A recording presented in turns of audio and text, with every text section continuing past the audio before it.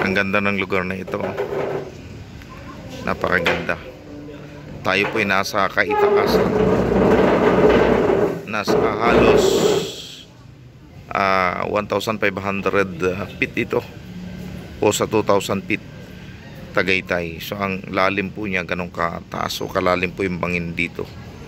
So tayo nasa gilid po ng bangin kaya medyo kinikilabutan po yung puwit natin habang tayo nagbibideo. Wala pa naman akong hawak na stand. Ayan, so napakalalim po nito.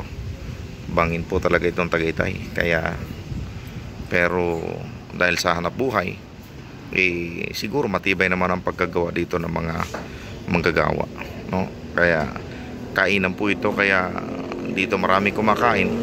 Ang tinitignan po nila dito yung napakagandang view. So napaganda, at saka unang-una yun nga po mga kababayan, makikita mo nga po yung Taal Volcano na kung siya ay sasabog o hindi. So yan po yun. Kaya yan po yung mga binabayaran dito. Napakaganda ng tanawin. Ngayon nga lang po ay medyo kailangan ingat paghawak ng cellphone dito. Medyo kinikiliti nga po yung aking talampakan o kaya yung puwit ko. Kasi nga sa lalim pag tinig mo ibaba, nakakatakot. Ang dami pong bahay sa tabi na yan, puro bahayan po yan. Tapos puro palaisdaan po yung yung sa lake. Puro palaisdaan po yung nakapaligid sa Taal Volcano. Napakagaling talaga ni God kasi pinaikutan niya yung lake, tubig, yung bulkan. Kasi kung walang tubig yan, edi pag sumabog yan, magliliyab yan, pati kagubatan. Pero dahil may tubig, nilagyan ni God ng tubig, paikot. Kaya pag sumabog, namamatay din siya agad dahil sa lamig ng tubig, no? Kaya napakatalino talaga ng ating Panginoon Diyos. Wala siyang katulad, wala siyang kapantay, no? Kaya yung bulkan, nilagyan po niya ng tubig para ma-preserve, para hindi laging puputok, hindi laging mag-iinit. Dahil sa yun, merong tubig. At ang tubig na ito ay pinakinabangan ng buong Batangas at maging Metro Manila dahil napakasarap ng tilapia at bangus dito. Maging ang tawilis, dito lang po yan, only in the lang po yan sa lake, no? Ayan, kaya asang katutak po ng mga tawilis dyan. At saka yan po sikat dito. Diretso piniprito po yan, malutong, sarap. At ang sarap ng bangus dyan at saka tilapia. Masarap ang lasa, buo ang laman, no? At saka siyempre po, masarap ang bulalo dito sa Tagaytay. Ayun, thank you very much sa lahat ng nanonood sa aking video. Maraming salamat po mga kapatid. Yan po yung mga mga artistahin, mga pastor, na mga lingkod ng Diyos. Ayan. Aking mga kasama from Bulacan. Praise God. Ayan. Ayan. Oo, huwag daw gagamit. Ayun mga kababayan, thank you very much. To God be all the glory. Ayan o. Tikman na natin ang sabaw ng bulalo. Ayan o, galing ng art. Kahoy po yan na dinikit. Po ay art. Ang galing o. Taniman magsasaka. Napakaganda. Ayan.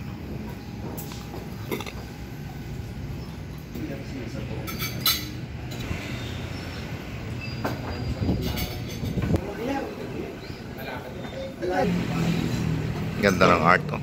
Tatanim ng palay.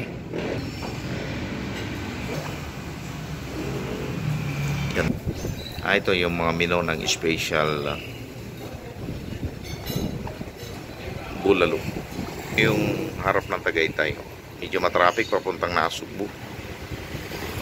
Traffic.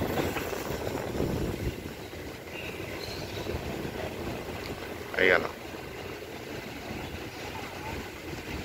Medyo mabagal po ang ngayon dito. Traffic.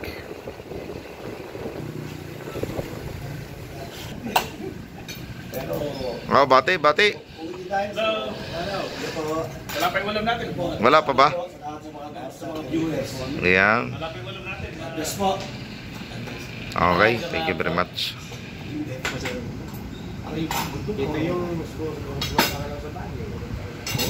Yun. Ayos. Ay nandito sa Tagaytay City. Manatin tong bulalo. Tapat po ng Taal. Bukid. Kain mo kami. Bulalo. Hindi, kakain mo na kami. Bagong.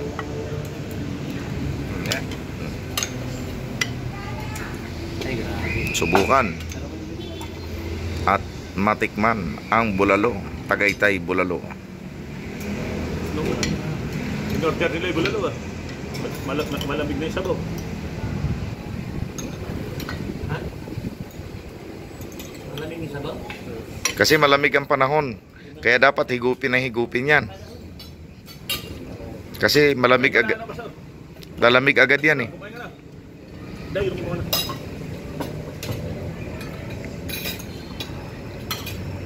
Okay, salamat po sa inyong panonood sa aking video.